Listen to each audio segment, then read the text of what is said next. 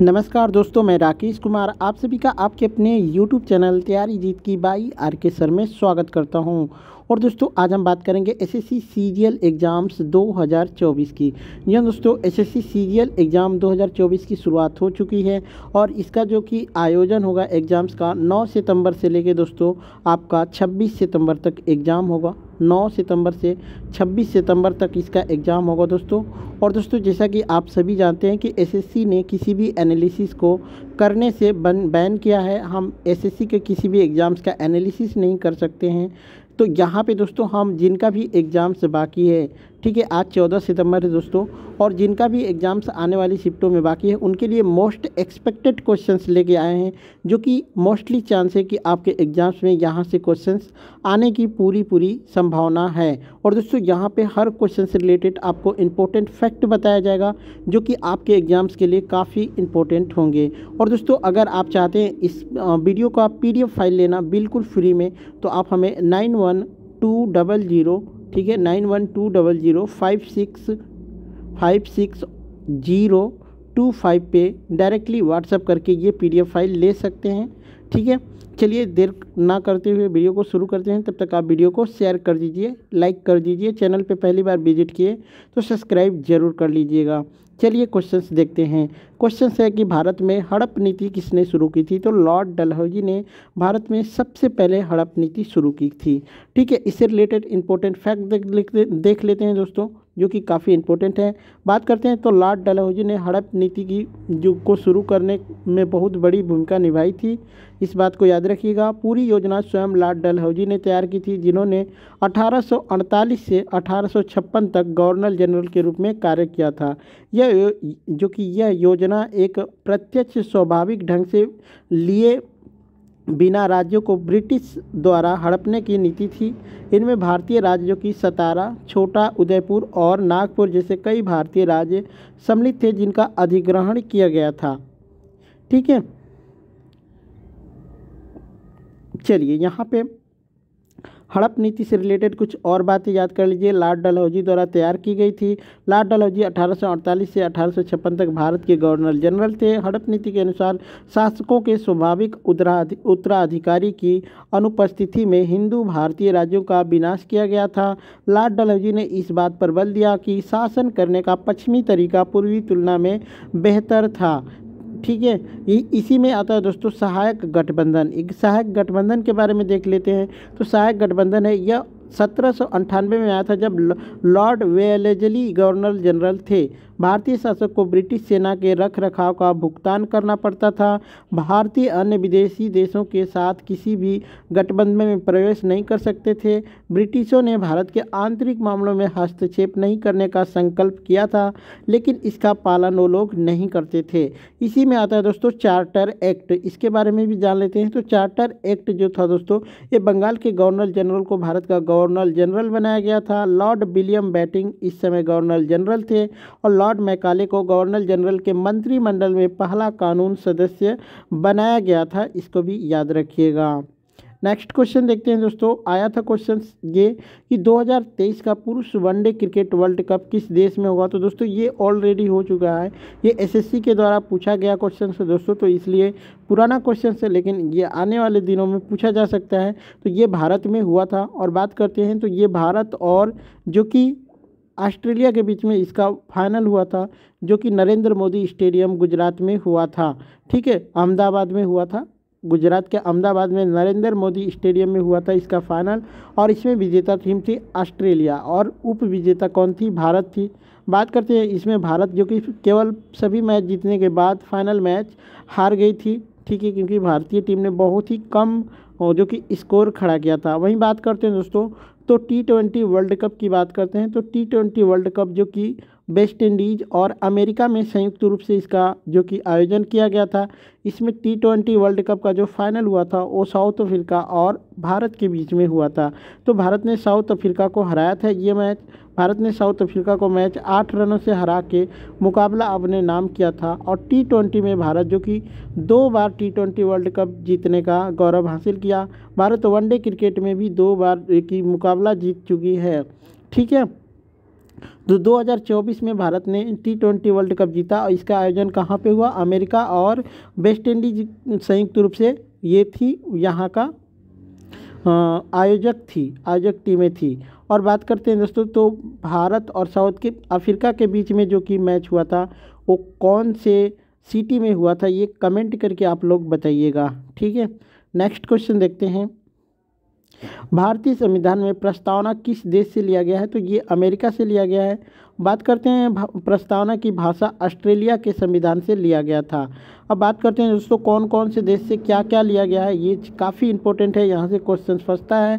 तो जैसे ब्रिटिश की बात करते हैं तो ब्रिटिश से आया था, सरकार का संसदीय स्वरूप लिया गया है, राज्य के संवैधानिक प्रमुख को लिया गया है, निचला सदन संसद के उच्च सदन से अधिक शक्तिशाली होगा, संसद के प्रति मंत्री परिषद की जवाबदेही होगी और कानून के शासन की जो कि व्यापकता होगी। ये सभी कहाँ से लिया गया है? ब्रिटिश के संसद से लिया गया है। वहीं बात करते हैं दोस्तों, तो अमेरिका से क्या क्या लिया गया है? प्रस्तावना लिया गया है, मौलिक अधिकार लिया गया है, उपराष्ट्रपति के कार्य लिए गए हैं, संविधान में संशोधन का जो कि प्रक्रिया है वो भी अमेरिका से है, सर्वोच्च न्यायालय की प्रकृति और भूमिकाएं ली गई है, न्यायिक प्रणाली की स्वतंत्रता वहाँ से ली गई है। ठीक है, बात करते हैं ऑस्ट्रेलिया से, तो ऑस्ट्रेलिया से यहाँ पे समवर्ती शक्तियाँ ली गई है, केंद्र और राज्यों के बीच समवर्ती विषयों पर गतिरोध दूर करने की प्रक्रिया भी ऑस्ट्रेलिया से ली गई है। आयरलैंड से बात करते हैं तो राज्य के नीति निर्देशक सिद्धांत यानी DPSP लिया गया है। राज्यसभा के लिए सदस्यों के चयन की प्रक्रिया भी आयरलैंड से ली गई है। ठीक है, चलिए नेक्स्ट देखते हैं यहाँ पे, तो जर्मनी बीमर संविधान से लिया गया। जर्मनी का बीमर संविधान से क्या लिया गया है? राष्ट्रपति की शक्तियाँ। कनाडा से लिया गया एक मजबूत देश की जो कि प्रावधान, नाम, भारत संघ, अवशिष्ट शक्तियों का निहित होना, ये सभी कहाँ से लिया गया है? कनाडा से लिया गया है। बात करते हैं दक्षिण अफ्रीका से क्या लिया गया है? तो दक्षिण अफ्रीका से संसद में 2/3 बहुमत से संशोधनों को लागू करने की प्रक्रिया, राज्य विधानमंडलों द्वारा अनुपातिक प्रतिनिधित्व के आधार पर राज्यसभा के सदस्यों का चयन, ये सभी कहाँ से लिया गया है? दक्षिणी अफ्रीका के संविधान से लिया गया था। नेक्स्ट क्वेश्चन देखते हैं, लिंगराज मंदिर कहाँ पे स्थित है? ये भुवनेश्वर जो कि उड़ीसा में है। बात करते हैं तो लिंगराज मंदिर 11वीं शताब्दी में राजा जाजती केसरी द्वारा बनाया गया था। मंदिर भगवान शिव को समर्पित है। यह लाल बलुआ पत्थर से निर्मित है और वास्तुकला की कलिंग शैली का एक उदाहरण है, तो इसको भी याद रख लीजिएगा आप लोग। बात करते हैं दोस्तों यहाँ पे महाकालेश्वर ज्योतिर्लिंग मंदिर जो कि ओंकारेश्वर ज्योतिर्लिंग मंदिर मध्य प्रदेश में है।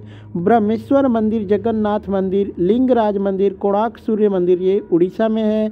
सोमनाथ ज्योतिर्लिंग मंदिर और जो कि मार्तंड सूर्य मंदिर ये गुजरात में है। बृहदीश्वर मंदिर, श्री रंगनाथ स्वामी मंदिर, मीनाक्षी अमन मंदिर ये सभी कहाँ पे हैं? तमिलनाडु में है, तो इनको भी याद कर लीजिएगा। यहाँ से भी ये भी क्वेश्चन आपसे अक्सर पूछा जाता है। ठीक है, नेक्स्ट क्वेश्चन देखते हैं, किस भाला फेंक खिलाड़ी को 4 साल के लिए प्रतिबंधित किया गया है? तो शिवपाल सिंह को किया गया है, जो कि डोप जांच में विफल होने पर 4 सालों के लिए उन पर प्रतिबंध लगा दिया गया है। ये बात याद रखिएगा दोस्तों। ठीक है, नेक्स्ट क्वेश्चन देखते हैं, गुजरात के राष्ट्रीय रक्षा यूनिवर्सिटी में पुलिसकर्मियों के लिए स्ट्रेट फ्री ट्रेनिंग भवन का उद्घाटन किसने किया था? तो नरेंद्र मोदी ने किया था। एक क्वेश्चन से कि INS विक्रांत नौसेना में कब शामिल हुआ था? तो 2 सितंबर 2022 को शामिल किया गया था। बात करते हैं, INS विक्रांत नाम का जंगी जहाज पहले भी भारतीय नौसेना में रह चुका है। HMS जो कि हरक्यूलिज नाम के जंगी जहाज को भारत ने 1957 में ब्रिटेन से खरीदा था और फिर INS विक्रांत के नाम से उसे 1961 में भारतीय नौसेना में शामिल किया था। नेक्स्ट क्वेश्चन देखते हैं, अंडमान और निकोबार को कौन सा चैनल अलग करता है? तो इसका राइट आंसर हो जाएगा दोस्तों 10 डिग्री चैनल इसको अलग करता है। बात करते हैं 8 डिग्री चैनल जो कि लक्षद्वीप और मालदीव को अलग करता है। भारत और श्रीलंका को पाक जलडमरू मध्य द्वारा अलग किया जाता है। अंडमान और निकोबार द्वीप समूह को 10 डिग्री चैनल अलग मतलब करता है। ठीक है, वहीं बात करते हैं दोस्तों, तो 6 डिग्री चैनल जो कि इंडोनेशिया से इंदिरा पॉइंट को अलग करता है। संपूर्ण लक्षद्वीप को 11 डिग्री चैनल द्वारा विभाजित किया गया है, जिसके उत्तर में अमीनी द्वीप है और दक्षिण में जो कि कैनानोर द्वीप है। लक्षद्वीप की राजधानी जो कि कवारती और मालदीव की राजधानी माले है, इसको भी याद कर लीजिएगा, पूछा जा सकता है। नेक्स्ट क्वेश्चन देखते हैं। 42वां संविधान संशोधन 1976 के द्वारा प्रस्तावना में कौन सा शब्द जोड़ा गया था? तो समाजवादी, धर्मनिरपेक्ष और अखंडता, ये 3 शब्द को जोड़ा गया था। बात करते हैं दोस्तों ये 42वां संविधान संशोधन से रिलेटेड बातें। तो इसे इंदिरा गांधी की अध्यक्षता में भारतीय राष्ट्रीय कांग्रेस के द्वारा अधिनियमित किया गया था। प्रस्तावना में समाजवादी, धर्मनिरपेक्ष और अखंडता शब्द को जोड़े गए थे। 42वें संविधान संशोधन अधिनियम को लघु संविधान के नाम से भी जाना जाता है। 42वें संविधान संशोधन अधिनियम के बाद नागरिकों हेतु 10 मौलिक कर्तव्य जोड़े गए थे। ठीक है, वहीं पे बात करते हैं दोस्तों, इसने राष्ट्रपति को मंत्रिमंडल की सलाह के लिए बाध्य भी कर दिया। भारतीय संविधान में मौलिक अधिकारों के अनुच्छेद 21A में, जो कि 6 से 14 वर्ष की आयु के सभी लोगों के लिए शिक्षा का अधिकार शामिल किया गया है।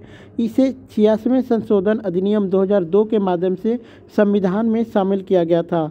यह मौलिक अधिकार के रूप में 6 से 14 वर्ष की आयु के सभी बच्चों को मुफ्त और अनिवार्य शिक्षा प्रदान करता है, तो इसको भी याद रखिएगा। यहीं पे बात करते हैं दोस्तों, आरटीआई या फिर सूचना का अधिकार अधिनियम एक मौलिक अधिकार है और भारतीय संविधान के अनुच्छेद 19(1) या फिर 19A का एक भाग है।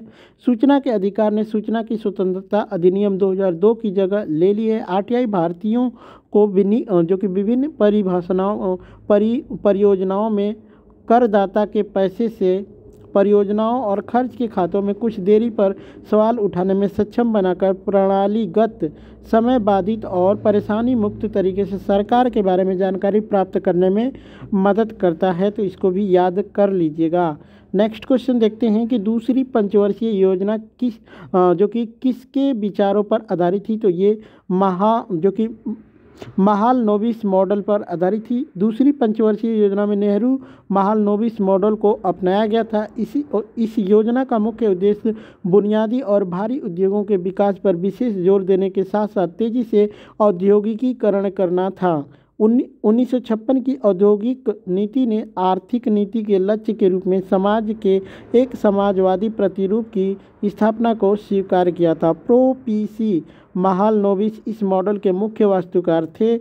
यह मूल रणनीति थी भारी उद्योगों और सेवाओं पर खर्च में निवेश, ठीक है, बढ़ाने के लिए, क्रय शक्ति बढ़ाने के लिए, दूसरी ओर नई मांग को पूरा करने के लिए, छोटे और घरेलू उद्योग उत्पादन बढ़ाने के लिए, जितना संभव उतना निवेश और उत्पादन बढ़ाकर उपभोक्ता वस्तुओं की आपूर्ति बढ़ाना, बचत, निवेश पूंजी उत्पादन अनुपात, उद्देश्यों और अल्पकालिक राष्ट्रीय आय अनुमानों का विचार।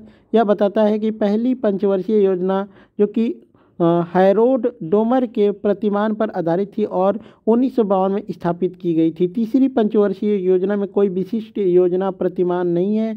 यह केवल प्रो.एस. चक्रवर्ती द्वारा अपने प्रसिद्ध लेख यानी थर्ड मॉडल के गणितीय जो कि फ्रेमवर्क पर व्यक्ति के किए गए विभिन्न संबंधों पर आधारित है, तो इनको याद कर लीजिएगा।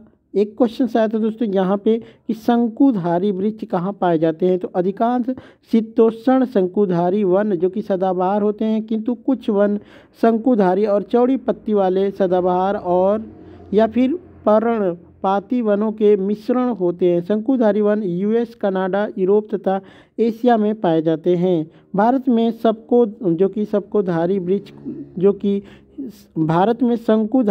जो कि हिमाचल प्रदेश में पाया जाता है, इस बात को भी याद रखिएगा। नेक्स्ट क्वेश्चन देखते हैं, इनमें से किस क्षेत्र में महानदी नहीं बहती है? ये ऑप्शंस के अकॉर्डिंग बताने वाला प्रश्न था, ठीक है। बाकी दोस्तों क्वेश्चंस कैसे लगे एक बार कमेंट करके ज़रूर बताइएगा। अच्छे लगे हो तो लाइक शेयर जरूर करिएगा। चलिए चलते मिलते हैं नेक्स्ट वीडियो में, तब तक के लिए जय हिंद, जय भारत।